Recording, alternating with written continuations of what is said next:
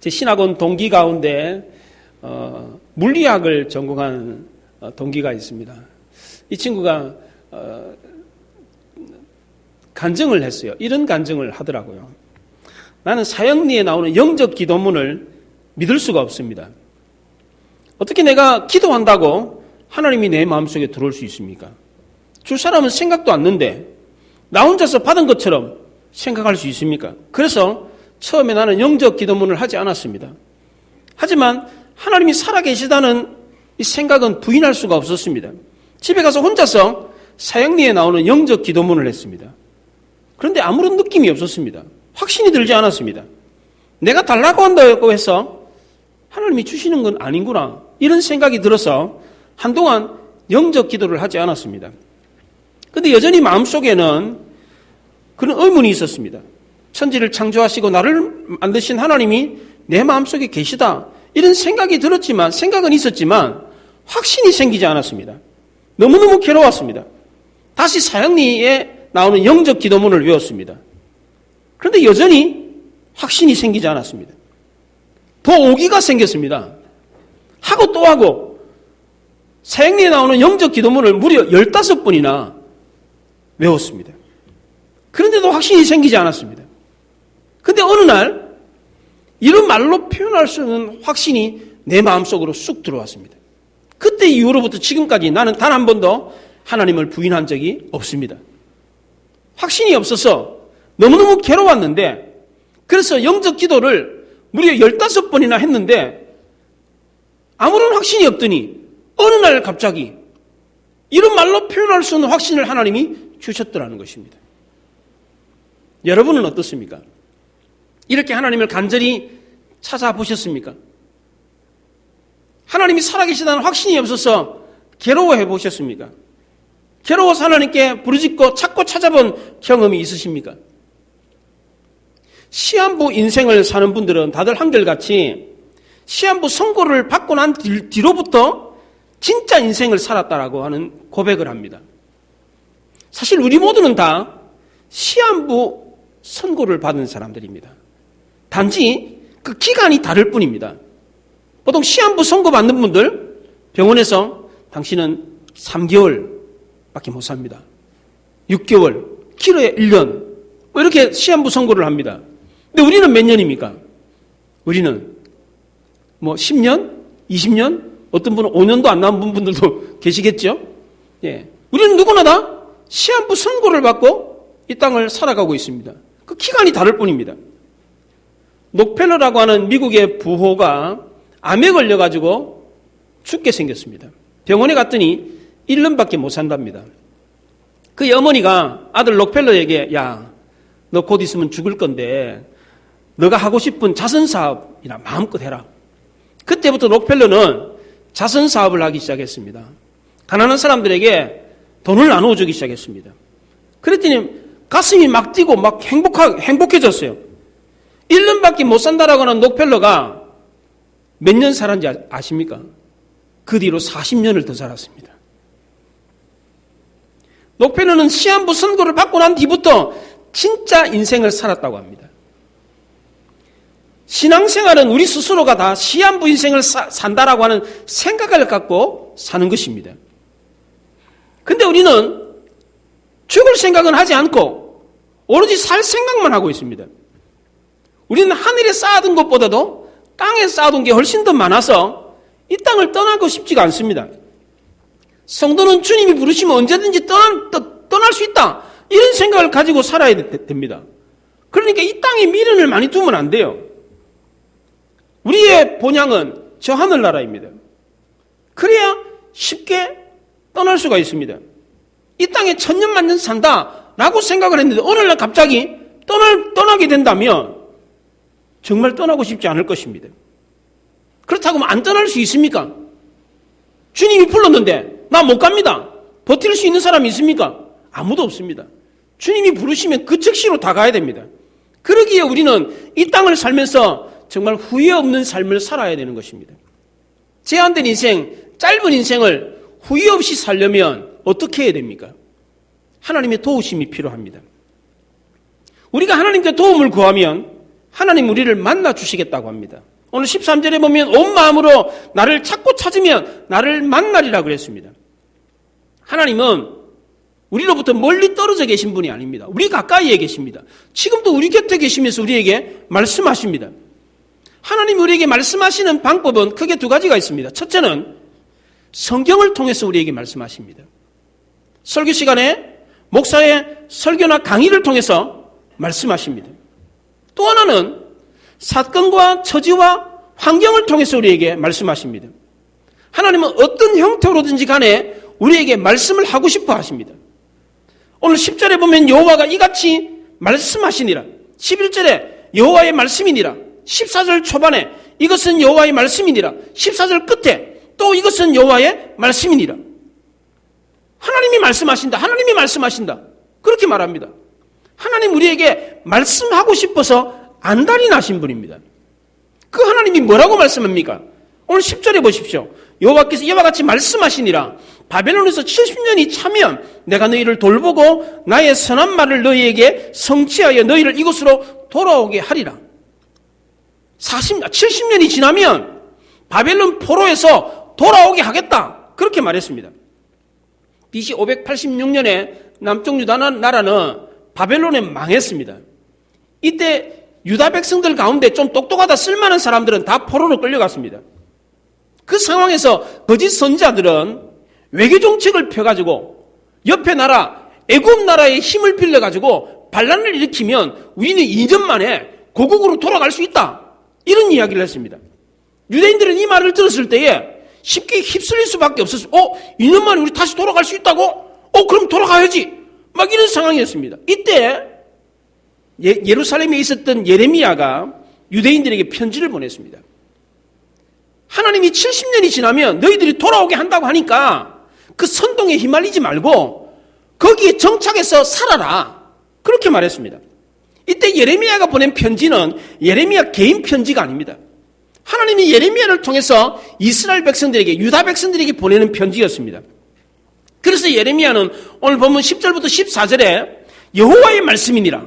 이것은 여호와의 말씀이니라 라고 하는 말을 4번이나 합니다. 계속해서 이건 내 말이 아니다. 내가 하는 말이 아니고 하나님의 말이다. 하나님이 지금 말씀하신다. 그렇게 말하고 있습니다. 그런데 포로로 끌려가 있는 유대인들의 생각은 달랐습니다. 하루속히 본국으로 돌아오고 싶었습니다. 지긋지긋한 그 노예 생활, 하루라도 빨리 그 생활을 끝내고 청산하고 고향으로 돌아가고 싶었습니다.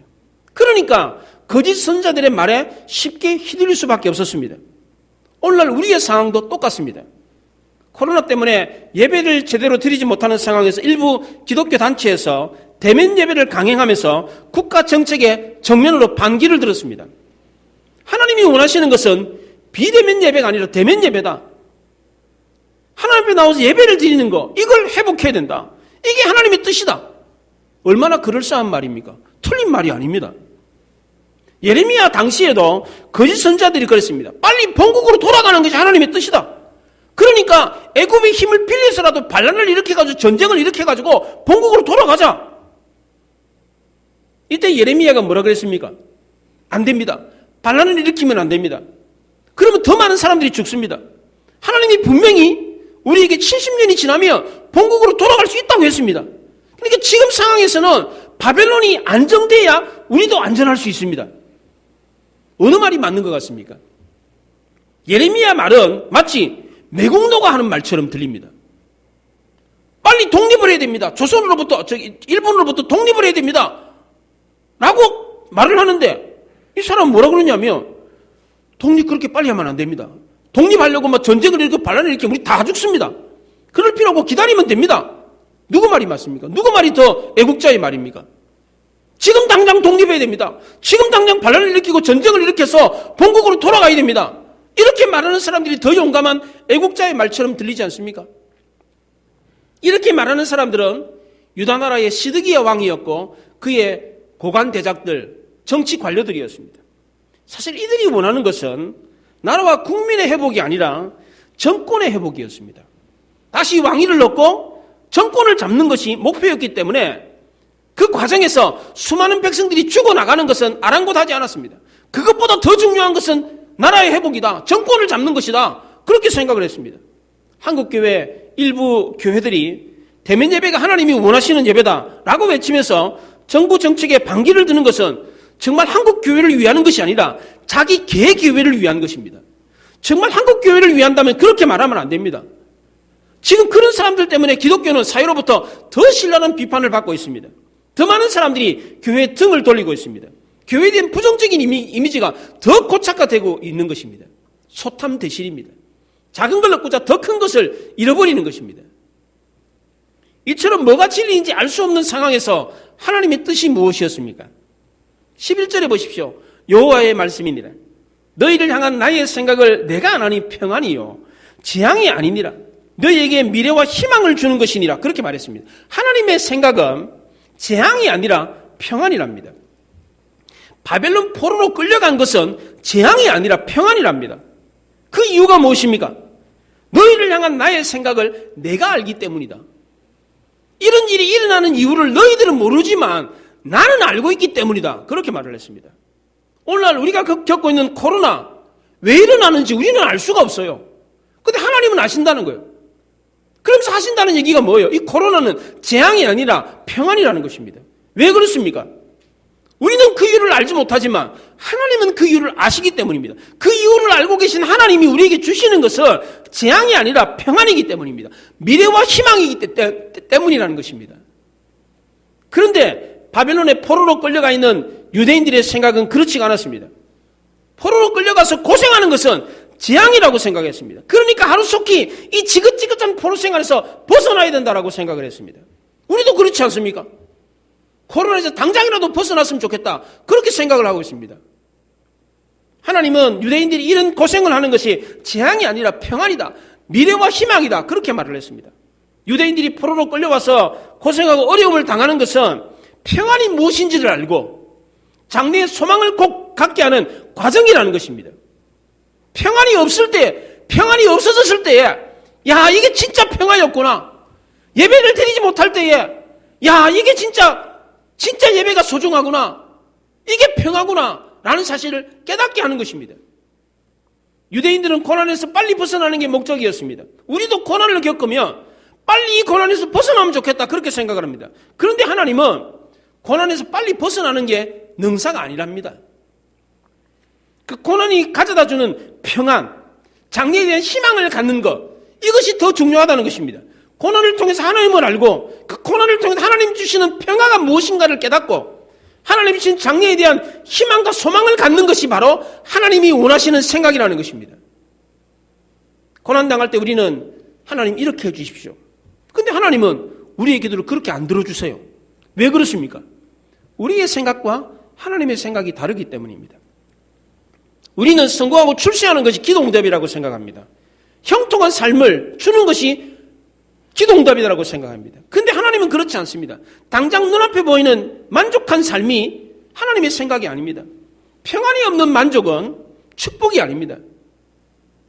모든 지각에 대한 하나님의 평강이 우리 마음에 넘쳐서 우리 얼굴에 해같이 빛나는 것, 장래에 대한 소망을 갖는 것, 이것이 하나님의 생각이고 하나님의 뜻이라는 것입니다. 부모가 자녀에게 주고 싶은 것이 무엇입니까? 평안입니다. 장래에 대한 소망을 갖게 하는 것입니다. 자녀가 부모를 믿고 따르고 부모를 통해서 평안한 삶을 살 수 있도록 하는 것이 부모가 자녀에게 주고자 하는 것입니다. 자녀가 부모를 통해서 장래에 대한 희망적인 가능성을 가지고 열심히 준비하도록 뒷받침해 주는 것. 내가 돈 벌 수 있을 때 너가 열심히 노력해가지고 공부해가지고 너도 너 꿈을 펼쳐라. 내가 해줄 수 있을 때, 내가 돈 벌 때, 내가 나이 한 살이라도 더 젊을 때 더 공부해라. 더 열심히 노력해라. 이게 부모가 자녀에게 바라는 것 아니겠습니까? 왜 부모는 자녀에게 장래에 대한 희망을 갖게 합니까?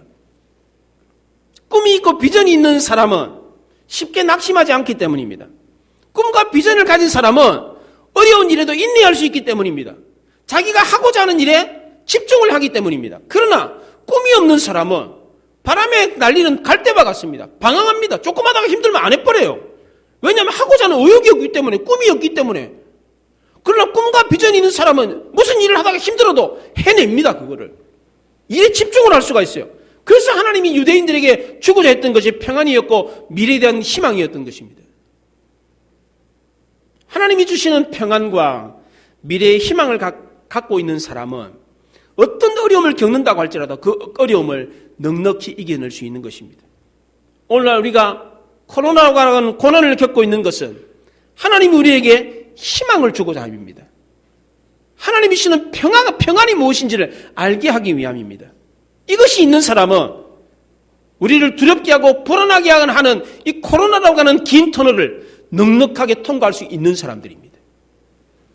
그렇다면 이와 같은 상황에서 하나님이 우리에게 주고자 하는 평안, 미래에 대한 희망을 받을 수 있는 방법이 무엇입니까? 첫째는 부르짖으며 기도하는 것입니다.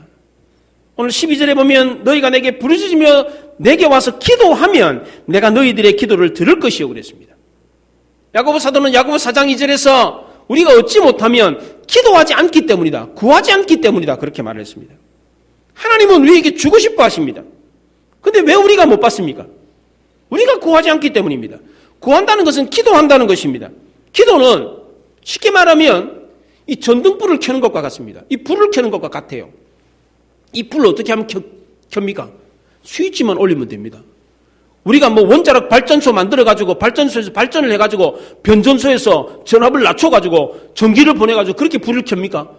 이 불을 어떻게 켭니까? 우리는 스위치만 톡 하면 켜집니다. 이게 뭡니까? 스위치만 탁 올리는 게 뭡니까? 이게 기도라는 겁니다. 하나님은 우리에게 평안을 주려고 장래에 대한 소망을 주려고 다 준비해 놨습니다. 그럼 우리는 뭐 하면 됩니까? 스위치만 켜면 됩니다. 구하기만 하면 됩니다. 이것이 바로 기도인 것입니다. 불 켜달라고 소리 지를 필요 없어요. 불 켜달라고 춤을 추고 난리를 칠 필요가 없어요. 우리는 단지 뭐 하면 됩니까? 스위치만 톡 올리면 돼요. 이것이 무엇입니까? 기도라는 것입니다. 하나님의 것을, 하나님이 준비해 놓은 모든 것을 내 것으로 만드는 방법은 그냥 기도하는 것입니다. 스위치 톡 올리는 것입니다. 얼마나 쉽고 단순합니까? 그런데 하나님의 방법이니 기도는 하지 않고 내 나름대로 방법을 찾는 사람이 있어요. 내 생각을 찾는 사람이 있습니다. 이것 때문에 하나님이 정작 주고자 하는 것을 얻지 못하는 사람이 있습니다. 불이 나가니까 촛불 켜는 사람이 있어요. 손전등을 드는 사람이 있습니다.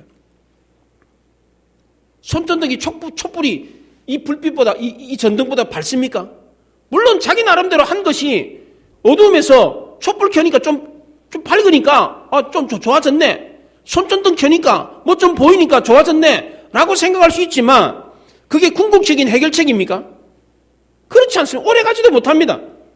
가장 좋은 방법은 불이 나갔을 때는 불 켜면 돼요. 스위치를 톡 올리면 돼요. 그냥 그게 방법인데 손전등 켜는 사람이 있다니까요. 촛불 켜는 사람이 있다니까요. 작은 나름대로 방법으로. 그건 궁극적인 방법이 아니죠. 하나님이 우리에게 요구하시는 방법은 스위치 올리는 거예요. 스위치. 기도하는 거 이게 얼마나 쉽고 단순합니까? 어떤 사람은 이런 생각을 합니다. 하나님은 우리의 필요를 다 아시니까 우리가 기도하지 않아도 다 들어준다. 그러니까 기도할 필요 없다. 이런 생각은 잘못된 생각입니다. 하나님이 유대인들에게 70년이 지나면 본국으로 돌아가리라 그랬습니다. 에스겔 선지자에게도 똑같은 말을 했습니다. 에스겔 36장 36절 37절에서 나 여호와가 말하였으니 이루리라. 나 주 여호와께서 이같이 말씀하셨는데 그래도 이스라엘 족속이 이같이 자기들에게 이루어 주기를 내게 구하여야 할지라 그랬습니다. 내가 너희들 70년 만에 돌아가게 해주겠다. 그래도 너희들이 나에게 구해야 한다. 그렇게 말했습니다. 예수님이 제자들에게 이 땅을 떠날 때에 약속을 했습니다. 다시 오겠다고 약속을 했습니다. 제자들이 다시 오십시오라고 구하지 않아도 예수님은 재림할 겁니다. 다시 오실 겁니다. 근데 예수님은 가시면서 뭐라 그랬습니까? 아멘 주 예수여 어서 오시옵소서. 깨어 기도하라 그랬습니다.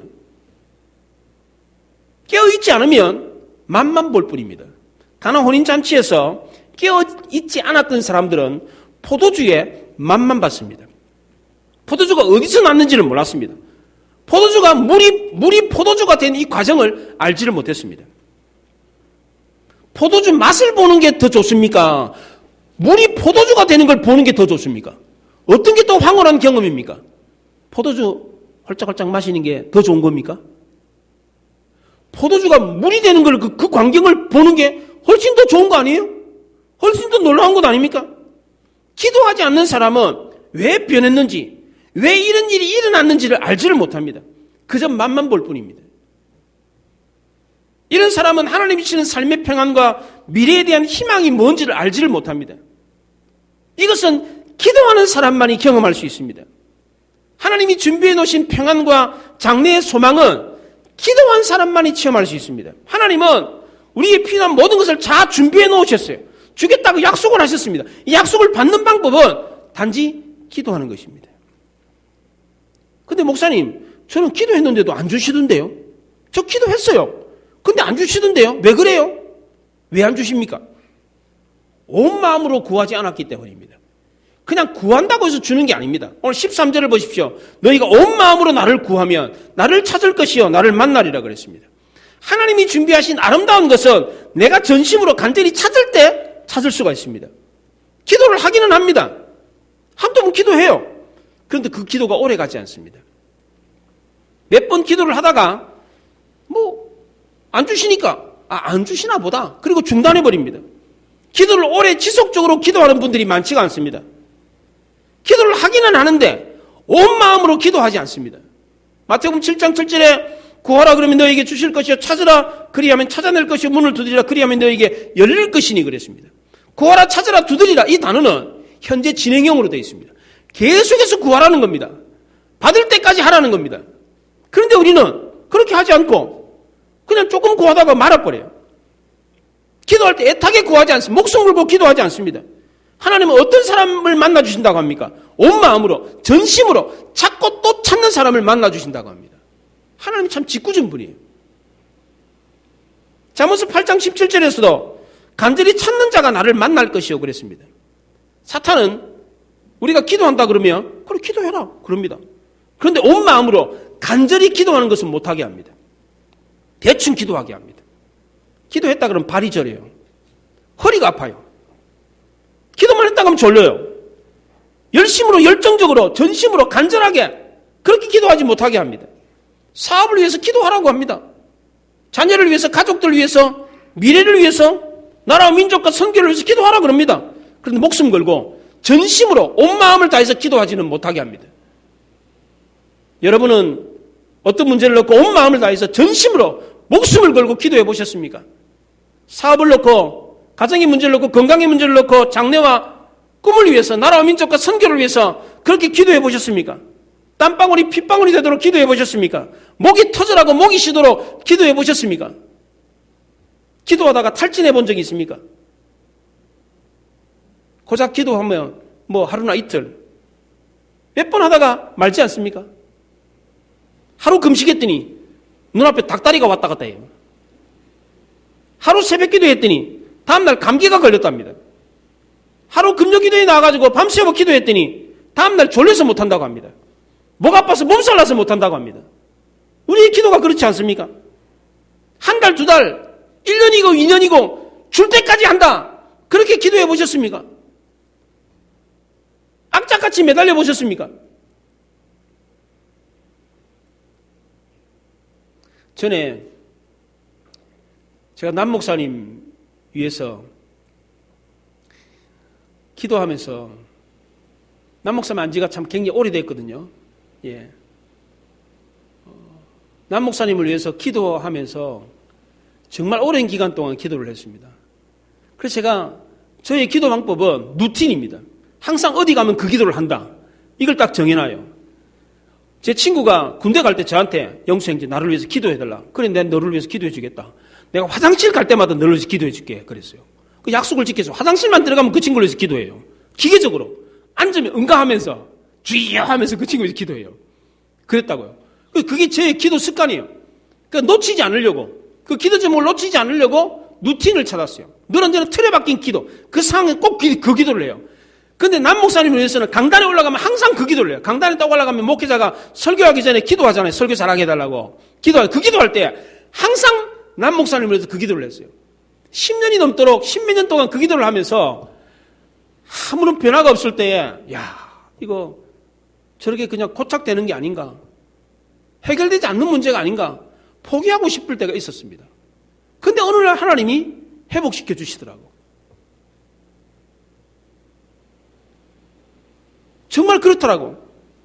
하나님께 정말 포기하고 싶은 그 순간까지 정말 목숨을 걸고 안 안 주면 안 됩니다. 하나님 주십시오. 이거 해결해 주십시오. 이렇게 하는 기도를 해보셨습니까? 하나님은 전심으로 온 마음을 다해 찾고 찾는 자를 만나 주신다고 그랬습니다. 근데 왜 우리는 그걸 못 받습니까? 왜 우리는 하나님을 만나지 못합니까? 간절함이 없기 때문에, 악착 같은 기도를 하지 않기 때문입니다. 저도 요즘은 그런 기도를 못한 지가 참 오래된 것 같습니다. 저도 참 반성을 했어요. 이번 설교를 준비하면서 전심으로 기도해야 되겠다. 생각만 하지 않고 계획을 세웠습니다. 실천해야 되겠다. 전에는 막 영락 기도원에도 자주 올라가고, 강남에 있을 때는 청계산 기도원도 막 밤이고 낮이고 막 올라가서 기도하고 그랬는데, 요즘은 그냥 먹고 살만 하니까 이게 게을러져 가지고 그렇게 하지 못하는 저를 보면서 참 반성을 했습니다. 여러분은 어떻습니까? 악착 같은 기도, 이거 안 들어주시면 안 됩니다. 목숨을 걸고 매달려서 기도하는 그런 기도가 있습니까? 다시금 우리가 이것을 회복해야 됩니다. 하나님은 찾고 찾는 사람, 온 마음으로 찾는 사람을 만나 주신다고 합니다. 가나 혼인잔치에 물이 포도주가 된 시점이 언제입니까? 하인들이 물을 아기까지 채웠을 때입니다. 끝까지 채웠을 때. 그게 무엇입니까? 간절히 끝까지 기도했을 때입니다. 대부분의 사람들은 얼마만큼 합니까? 2분의 1, 3분의 1. 그런 정도 기도합니다. 그리고는 나는 최선을 다했는데 왜 안 들어주십니까? 불평을 합니다. 왜 아무런 변화가 없습니까? 원망을 합니다. 이게 우리의 모습입니다. 이런 우리에게 하나님이 뭐라 그럽니까? 아기까지 채우라고 합니다. 열왕기하 5장에 아람 나라의 군대장관 나하만이 나병이 걸렸을 때 그가 치유받았던 시점이 언제입니까? 요단강 물에 7번 몸을 담갔을 때입니다. 만약에 5번 담갔을 때, 6번 담갔을 때 고쳐졌겠습니까? 만약 그랬더라면? 절대로 그런 일이 없었을 겁니다. 하나님은 참 이상한 분이에요. 하나님의 명령에 완전히 순종했을 때에 역사를 이루십니다. 하나님이 우리에게 준비해 놓은 평안과 미래와 희망은 아기까지 채울 때 경험할 수가 있다는 것입니다. 이렇게 온 마음으로 완전히 찾고 찾아서 얻었던 평안, 미래의 희망이 결국은 무엇이었습니까? 그 당시 이스라엘 백성들에게 희망과 평안이 무엇이었습니까? 그게 14절에 나옵니다. 다시 돌아오리라. 본국으로 다시 돌아오는 것. 이것이 바로 하나님이 주고 있었던 평안이었고 미래의 희망이었습니다. 유대인들이 본국으로 돌아오기까지 몇 년이 걸렸습니까? 70년이 걸렸습니다. 왜 하필이면 70년입니까? 회복을 의미하는 희년은 50년입니다. 그럼 50년 만에 돌아가야 되잖아요. 근데 왜 70년입니까? 역대하 36장 21절에 그 이유를 이렇게 말합니다. 이에 토지가 황폐하여 땅이 안식년을 누림같이 안식하여 70년을 지냈으니 여호와께서 예레미야의 입으로 하신 말씀이 이루어졌더라 그랬습니다. 땅이 안식년을 누림같이 안식하여 70년을 지냈다. 땅이 안식년을 누리기 위해서, 그 70년을 안식하기 위해서 유대인들은 바벨론에서 포로 생활을 70년 했다고 합니다. 왜 70년이냐? 땅이 안식하기 위해서인데 왜 70년을 안식했느냐? 다윗이 왕이 된 이후부터 1077년부터 유다 나라가 멸망한 BC 586년까지 딱 490년입니다. 원래 유대인들은 하나님의 율법에 6년 경작을 하고 7년 때는 땅을 씌워줘야 돼요. 안식년을 지켜야 돼요. 근데 그 안식년을 지키지 않았습니다. 땅이 안식을 하지 않았습니다. 70년 동안. 그러니까 470년에 7분의 1은 70년입니다. 원래 70년 동안 쉬어야 되는데 그 70년 동안 안 쉬었습니다. 땅이. 그 땅을 쉬게 하기 위해서 하나님이 이스라엘 백성들을 바벨론 포로 기간 70년 삼았다는 겁니다. 땅이 쉬지 않았다는 것이 무슨 뜻입니까? 사람이 쉬지 않았다는 겁니다. 안식일 날 가서 노동을 했다는 거예요. 사람이 쉬지 않았다는 것은 하나님께 예배를 드리지 않았다는 것입니다. 그럼 결국 하나님이 유대인들을 70년 만에 본국으로 돌아오게 한 이유가 무엇입니까? 예배를 회복하기 위함입니다. 그동안 잃었던 예배를 회복하기 위해서 그 70년 동안 바벨론 나라에 있다가 돌아오게 했다는 것입니다. 하나님이 유대인들을 70년 만에 고국으로 돌아오게 한 것은 온전한 하나님의 예배를, 하나님께 드리는 예배를 회복하기 위함이었습니다. 포로기한은 곧 예배의 회복이었습니다. 오늘 한국교회가 코로나라고 하는 고난을 겪게 하는 이유가 무엇입니까? 한국교회가 이 고난을 겪는, 코로나의 고난을 겪는 이유가 무엇입니까? 온전한 예배의 회복을 위함입니다. 저는 그렇게 믿습니다. 오늘 본문에 유다나라 유대인들이 70년 만에 고국으로 돌아왔던 이유가 예배의 회복이었습니다. 그동안 정말 몰랐던 예배의 소중함을 알고 온 마음으로 주를 찾고 찾으면서 예배하는 백성을 만들게 하기 위해서 하나님이 이와 같은 고난을 우리에게 주셨습니다. 그래서 우리가 겪는 코로나는 재앙이 아닙니다. 평안이고 미래의 희망입니다. 코로나를 빨리 벗어나는 게 능사가 아닙니다. 우리 역시도 바벨론 포로로 끌려갔던 유대인들처럼 빨리 코로나에서 벗어났으면 좋겠습니다. 유대인들이 그랬던 것처럼 우리 역시도 빨리 이 고난에서 벗어났으면 좋겠습니다. 그런데 하나님은 그렇게 하시지 않습니다. 하나님이 우리에게 주시는 고난은 그 목적을 다할 때에 물러가는 것입니다. 코로나의 목적이 무엇입니까? 우리가 겪고 있는 고난의 이유가 무엇입니까? 모든 지각에 뛰어난 하나님의 주시는 평강이 얼마나 소중한 것을 깨닫게 하는 것입니다. 하나님이 주시는 평안이 얼마나 중요한가, 얼마나 귀한 것인가를 깨닫게 하는 것입니다. 하나님이 주신 미래에 대한 희망을 갖게 하는 것입니다. 궁극적으로 이것이 무엇입니까? 온전히 하나님께 예배를 드리는 것입니다. 예배 속에 진정한 평안이 있고 예배를 드리는 가운데 장래에 대한 희망과 소망이 생기는 것입니다. 예배의 회복이고 고난이 끝이고 삶의 회복인 것입니다. 예배가 회복되면 고난도 끝이 납니다. 온 성도들이 온전한 예배를 갈망하면 코로나의 고난도 끝이 나는 것입니다. 한국교회 모든 성도들이 눈물 흘리며 회개하며 지금까지 그렇게 쉽게 편안하게 드렸던 예배가 얼마나 소중한지를 깨닫고 회개하고 하나님 앞에 나올 때에 코로나가 물러가는 것입니다. 하나님이 유대인들을 70년 만에 돌아오게 한 이유도 똑같았습니다.